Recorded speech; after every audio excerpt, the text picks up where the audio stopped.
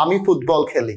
I play football. Football খেলা হয়। Football is played. আমি ক্রিকেট খেলি। I play cricket. ক্রিকেট খেলা হয়। Cricket is played. আমি ভাত রান্না করি। I cook rice. ভাত রান্না করা হয়। The rice is cooked. ওকে, আমরা আজকে যে টপিকটা শিখবো সেটা হলো অ্যাক্টিভ অ্যান্ড প্যাসিভ, যেটা স্পোকেনে অনেক বেশি প্রয়োজন। এবং আমরা একটা ক্লাসের মাধ্যমে মোটামুটি আমাদের 3টা টেন্সের অ্যাক্টিভ প্যাসিভ শিখে যাব। এবং এই 3টা টেন্সের আমার অ্যাক্টিভ প্যাসিভ শিখে গেলে মোটামুটি সবকিছু আমাদের কভার হয়ে যাবে। প্রত্যেকটা টেন্সেরই অ্যাক্টিভ আছে এবং প্যাসিভ আছে। সেই ধারাবাহিকতায় প্রেজেন্ট ইনডিফিনিট টেন্সেরও অ্যাক্টিভ আছে এবং কি আছে, প্যাসিভ আছে। আমরা খেয়াল করব এই প্রেজেন্ট ইনডিফিনিট টেন্সের অ্যাক্টিভ আছে এবং প্যাসিভ আছে। এটা হলো প্রেজেন্ট ইনডিফিনিট টেন্স। আমরা এই প্রেজেন্ট ইনডিফিনিট টেন্সের অ্যাক্টিভ স্ট্রাকচার কি? অ্যাক্টিভ স্ট্রাকচার হচ্ছে subject plus verb plus object, এটাকে বলছি আমরা অ্যাক্টিভ স্ট্রাকচার। এবং ঠিক এই টেন্সের একটি প্যাসিভ স্ট্রাকচার আছে। এই প্যাসিভ স্ট্রাকচার হচ্ছে subject plus am is are plus মূল ভার্বের কোন ফর্ম, পাস্ট পার্টিসিপল ফর্ম। তাহলে এইটা হলো প্যাসিভ স্ট্রাকচার। এখন প্রশ্ন হলো যে স্যার কখন আমরা অ্যাক্টিভ ইউজ করব, কখন আমরা প্যাসিভ ইউজ করব? সো চলেন আমরা উদাহরণগুলো দেখি, তাহলে আমাদের কাছে জিনিসটা ক্লিয়ার হয়ে যাবে। তার আগে আমি যে বিষয়টা বলছি, কখন অ্যাক্টিভ হবে কখন প্যাসিভ হবে। যখন সাবজেক্ট নিজে সক্রিয় অর্থাৎ নিজের কাজটি করবে তখন সেন্টেন্সটি অ্যাক্টিভ। যখন সাবজেক্ট নিজে করবে না তখন কি, প্যাসিভ। এবং চিনার উপায় হচ্ছে প্রেজেন্ট ইনডিফিনিট টেন্সের ক্ষেত্রে বাংলা বাক্য দেখে চিনবেন কিভাবে। বাংলা বাক্যের শেষে ভার্ব প্লাস হয় জাতীয় শব্দ থাকবে। কি জাতীয় শব্দ থাকবে? ভার্ব প্লাস হয় জাতীয় শব্দ থাকবে, তখন সেন্টেন্সটা হবে প্যাসিভ। খেয়াল করেন সুপ্রিয় শিক্ষার্থীরা, আমি বললাম আমি ভাত রান্না করি। এখানে আমি কে? এটা সাবজেক্ট, আমি। আচ্ছা, রান্না করি, তো রান্না করা ইংলিশ হলো কুক। তাহলে আমি রান্না করি, আই কুক। আমি কি রান্না করি? আমি ভাত রান্না করি। তাহলে I cook rice. I cook rice. আমি ভাত রান্না করি। আমি ভাত রান্না করি। এখন খেয়াল করেন সুপ্রিয় শিক্ষার্থীরা, আমরা বললাম ভাত রান্না করা হয়। খেয়াল করেন তো, এইটা রান্না করা হচ্ছে ভার্ব। রান্না করা কি? ভার্ব। এখানে ভার্ব প্লাস হয় জাতীয় শব্দ আছে কিনা? আছে।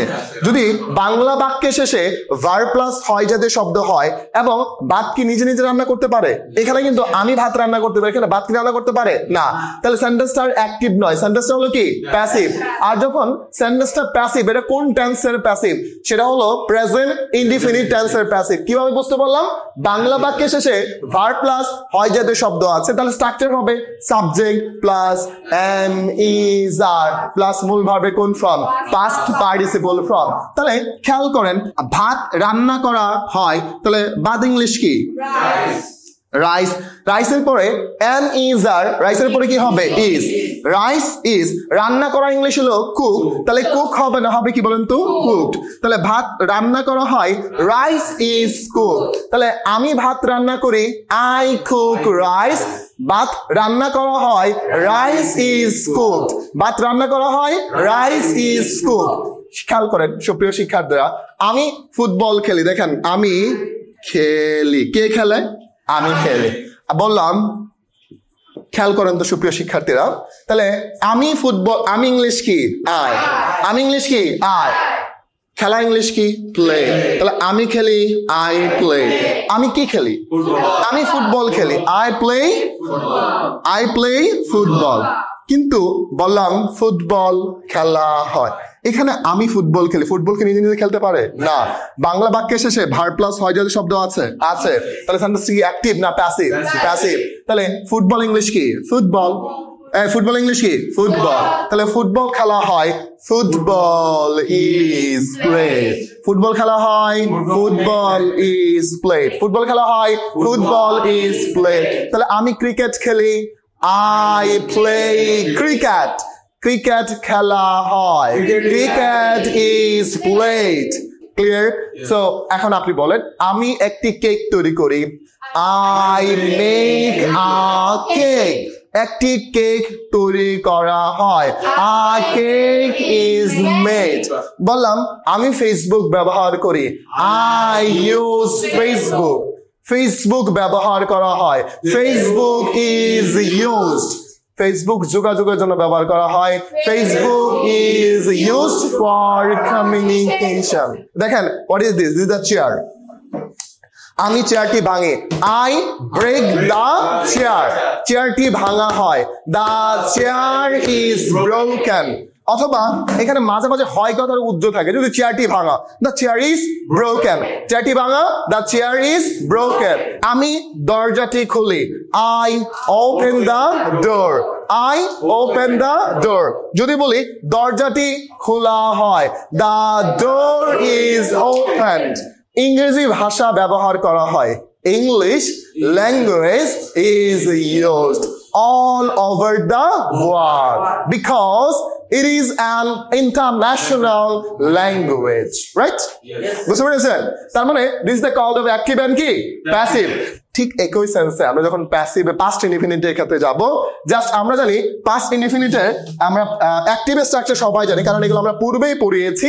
অ্যাক্টিভ স্ট্রাকচার হচ্ছে subject plus verb two plus object, subject plus verb two plus object. অর্থাৎ অতীতে কোনো একটি কাজ করেছিলাম, যেমন আমি ভাত রান্না করেছিলাম, ললেলাম, কি বললাম? ললেলাম, ললেলাম, পাস্ট ইনডিফিনিট টেন্সের অ্যাক্টিভ, রাইট?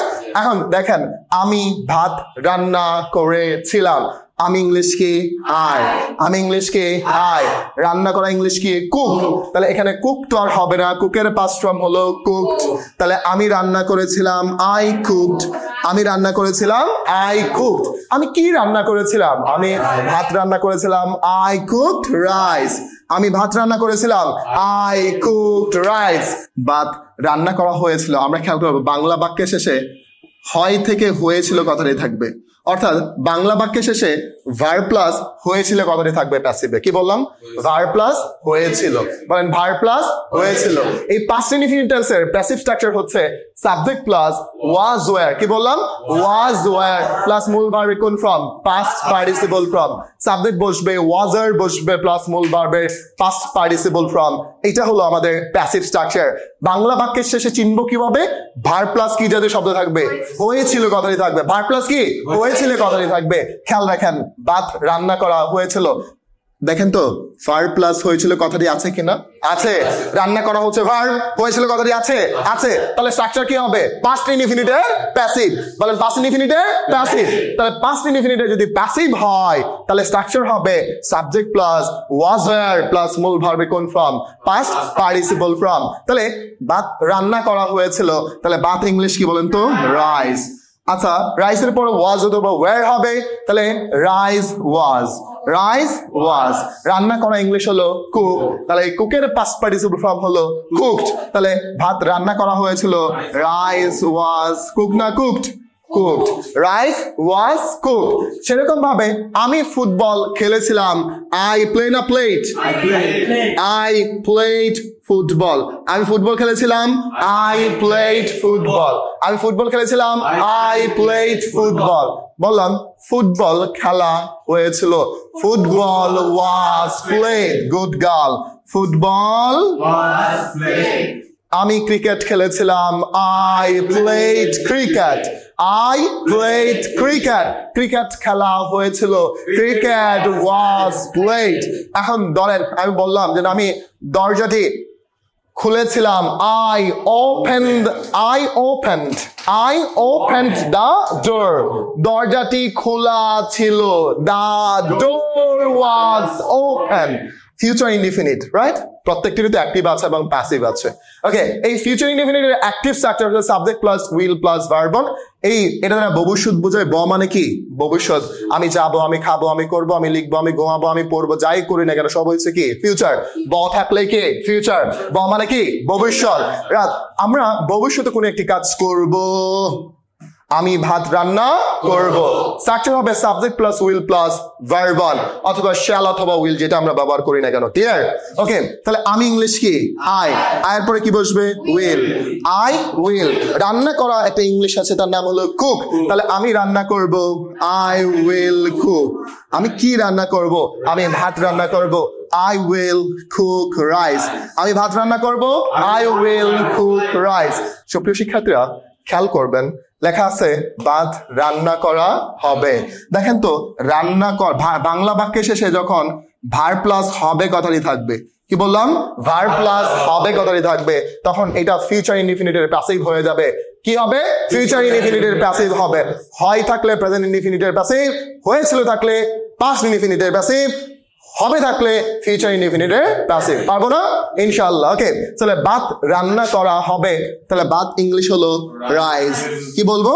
রাইস। রাইসের পর হবে will be or shall be. Rice will be, rice will be, তাহলে কুক হবে না, হবে কি কুক। ভাত রান্না করা হবে, রাইস উইল বি কুক। ভাত রান্না করা হবে, রাইস উইল বি কুক। ঠিক সেরকম ভাবে আমি কি খেলবো? ফুটবল। আমি ফুটবল খেলি বা আমি ফুটবল খেলবো, I will বলেন play, play, I will play football, বললাম ফুটবল খেলা হবে, football will be play, football খেলা হবে, ফুটবল will be play না played, played। ক্রিকেট খেলা হবে, cricket will be played, cricket খেলা হবে, ক্রিকেট will be played। একটি ঘড়ি ক্রয় করা হবে, a watch will be bought, a watch will be bought with 10 টাকা। 10 টাকা দিয়ে একটি ঘড়ি কি করা হবে? ক্রয় করা হবে বা কিনা হবে। বা a watch will be bought from local market with 10 টাকা। 10 টাকা দিয়ে লোকাল মার্কেট থেকে একটা ঘড়ি কিনা হবে।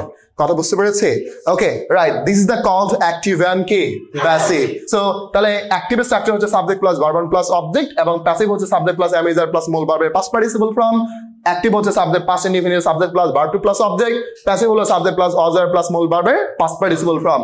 অ্যাক্টিভ হলো subject plus will plus verb, passive হলো subject plus will B plus মূল ভার্বের কোন ফর্ম? Past participle form.